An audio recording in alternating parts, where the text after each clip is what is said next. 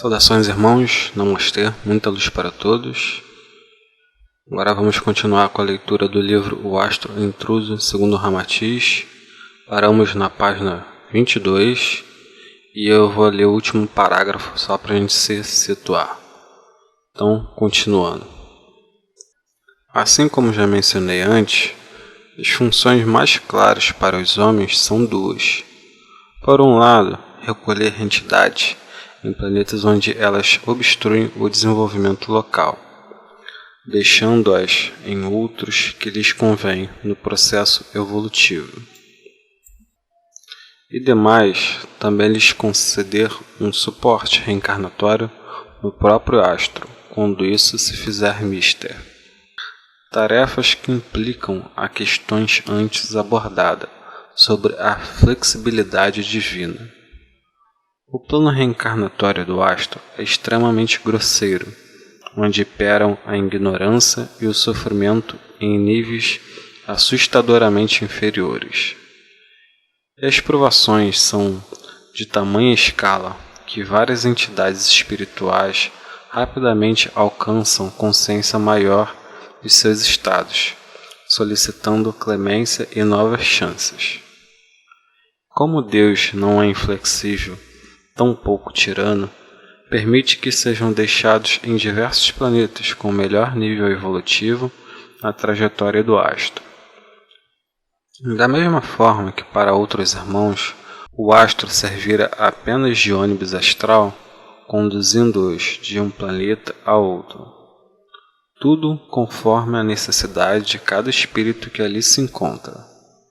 Pois, como disse, o dever da espiritualidade de luz é patrocinar a evolução de todos, porém, caso a caso, conforme a necessidade de cada um.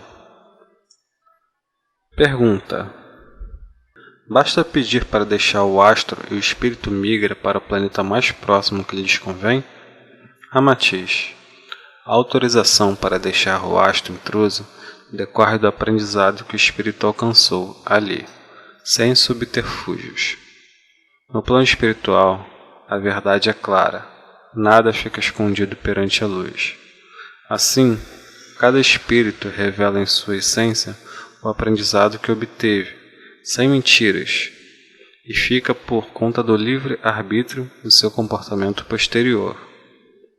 Pergunta: portanto, parece ser o astro intruso um instrumento evolutivo a serviço da flexibilidade patrocinada pelos planos de luz? Ramatiz: exatamente.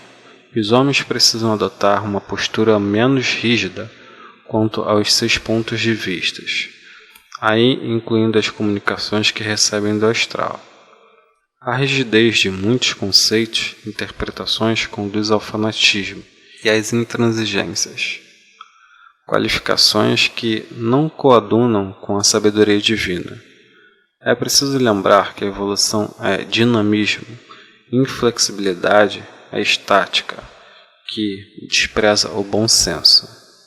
Os seres de luz são extremamente flexíveis em suas abordagens, atendendo ao bom senso que cada momento exige, pois é assim que Deus age em relação aos seus filhos.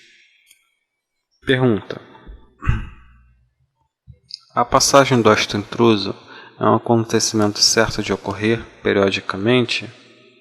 Ramatiz: é um evento determinístico, pois o astro configura-se como um grande ajustador, que promove o karma planetário.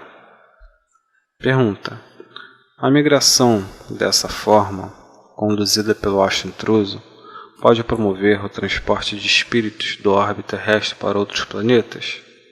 Ramatiz: sim, pois depende da necessidade evolutiva de cada espírito, que pode ser retirado da Terra e transportado para outro planeta, de constituição vibratória ainda primária, da mesma maneira que se a sua condição assim exigir.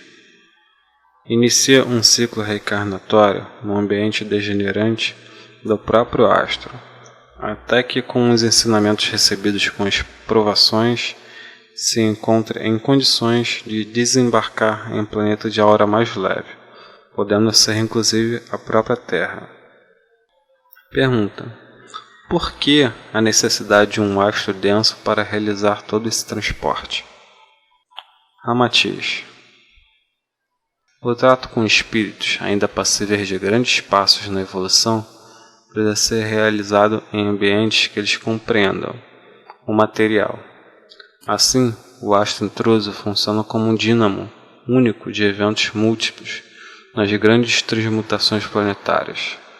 Ele surge como um bólido, que através do cataclismo concede nova face à natureza local, higieniza a aura planetária, absorvendo plasmas negativos em entidades afins, para que sigam em seu orbe com propósitos reencarnatórios ou de transporte, deixando sobreviventes e desencarnados em torno do planeta atingido para que construa a nova humanidade.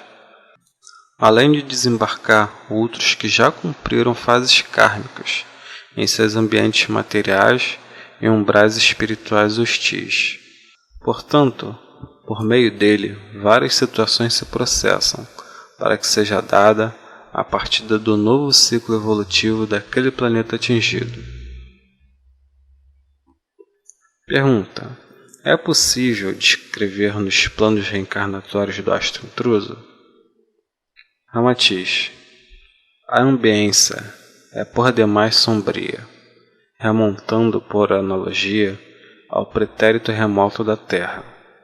A sociabilidade inexistente, pois as relações são angustiantes, marcadas pela violência e por sofrimento em vertentes contínuas.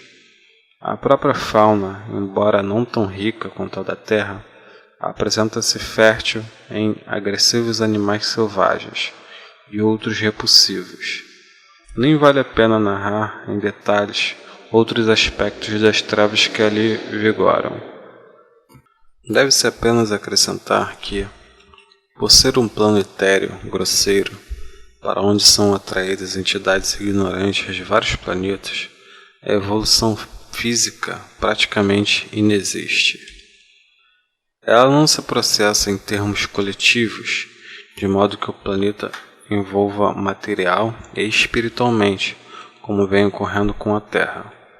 O processo evolutivo é pela individualidade de cada espírito ali presente, pois, cansado de sofrer, o espírito começa a entender com mais clareza o que significou o seu passado em mundos anteriores e o que levou a habitar o astro intruso, indo a solicitar novas chances em planetas mais evoluídos.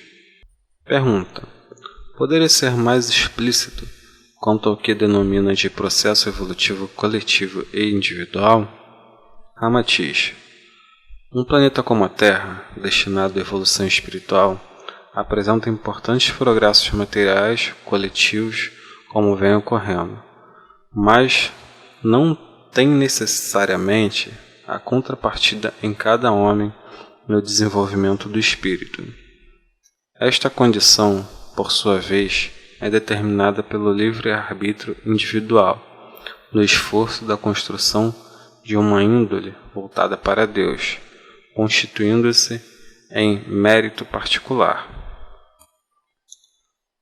No astro intruso, o progresso material coletivo é anulado pela intensa absorção de espíritos ignorantes originários de vários planetas em ondas regulares, os quais não possuem a capacidade de contribuírem para a evolução física local, que assim situam-se em patamar bastante rígido, à mercê das vibrações caóticas das hordas migratórias.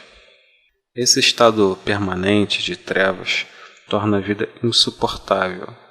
Os espíritos ali encarnados atravessam terríveis tormentos e fases marcantes de sofrimento, de modo que os breves momentos de conscientização ocorram nos períodos intercarnatórios, quando recordam de vidas anteriores em outros planetas, comparando as sequências evolutivas em cada um dos orbes. Isso é necessário, a fim de perceberem o ambiente de trevas do astro intruso, advindo o pedido de clemência, para que sejam transportados para outros planetas que apresentam condições de evolução mais aprazíveis. Sendo assim, o astro intruso representa verdadeiro tratamento de choque, no sentido de despertar espíritos ignorantes, mostrando seus estágios evolutivos impróprios, incentivando-os à busca pela reforma espiritual, que dá início a um processo evolutivo individual mais intenso, patrocinado pelo livre-arbítrio. Pergunta: mais cientistas e sábios que ali estão não colaboram para a evolução do orbe, tirando-o da condição de ambiente estagnado? Ramatiz: não teriam condições pela falta crônica de infraestrutura, e justamente ao encarnarem sofrem por se sentirem inúteis em um local onde presenciam tantas incoerências e absurdos. Mesmo momentaneamente desmemoriados pela nova encarnação, percebem intuitivamente que muito poderia ser melhorado, mas são obrigados a viver nos limites terríveis impostos pelas condições primaríssimas do astro. Nesse estado de sofrimento é que eles começam a entender que a verdadeira sabedoria não está na vida material, mas na condição de espírito evoluído, de fazer algo pelo próprio progresso e pelos seus semelhantes, começando a serem despertos os sensos de amor e caridade. Pergunta: a contínua absorção de energia negativa também não colabora para o processo de estagnação material do astro? Resposta: é ao contrário da Terra, onde o progresso material não é atrelado à evolução espiritual. Os homens apegam-se à tecnologia de ponta como reveladora da evolução do planeta, esquecendo da saúde do espírito. No astro intruso, a atração dos espíritos ignorantes é acompanhada da imantação da enorme carga negativa que envolve a Terra, bem como as originárias de outros planetas, cujas órbitas são tangenciadas por ele. Isso implica resgatar o caos dos outros para implantá-lo no próprio orbe, e as derivadas do progresso material resultam em valores insignificantes de caráter estagnante. O importante ali não é o progresso material, mas a evolução do espírito, angustiado por viver em plano tão atrasado. Em suma, as condições do astro estimulam o desapego à matéria e a maior observância ao estado do espírito, que já traz em sua história conhecimentos mais evoluídos quanto ao trato com as coisas densas. Pergunta: não havendo progresso material, então mesmo que espíritos altamente inteligentes tivessem ideias brilhantes, nada poderiam fazer? Ramatiz: existe uma espécie de comensalismo entre cada espírito e o astro intruso, pois o espírito beneficia-se com a sua presença no astro em termos de evolução, mas o astro não obtém qualquer ganho ou prejuízo com a presença de um espírito em sua crosta. Vejam o que acontece hoje com os homens na Terra.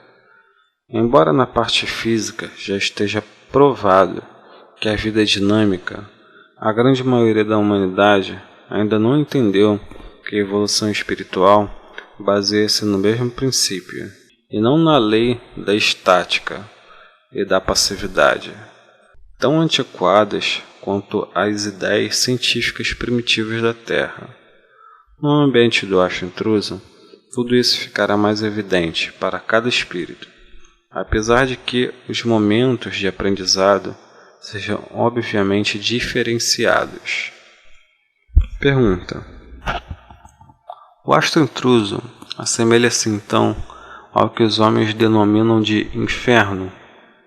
Ramatiz: insere-se na flexibilidade, à disposição da espiritualidade de luz na educação de entidades rebeldes, que não atingem a necessária maturidade evolutiva. Ao invés de ser um Erebor que os homens imaginam, constitui-se, no seu aspecto de morada reencarnatória, em sistemas prisionários, cujas grades e grilhões são as mazelas e imperfeições desenvolvidas pelos próprios detentos. E como toda provação, o estágio nesse plano não se distingue como um castigo, mas na melhor forma de manifestar a didática divina, com o uso da linguagem que tais espíritos sofredores entendem. Não conseguiriam despertar a razão se fossem de outro modo. Então, amigos, paramos na página 25. Continue conosco nos próximos capítulos. Gratidão, namastê, muita luz a todos e até a próxima.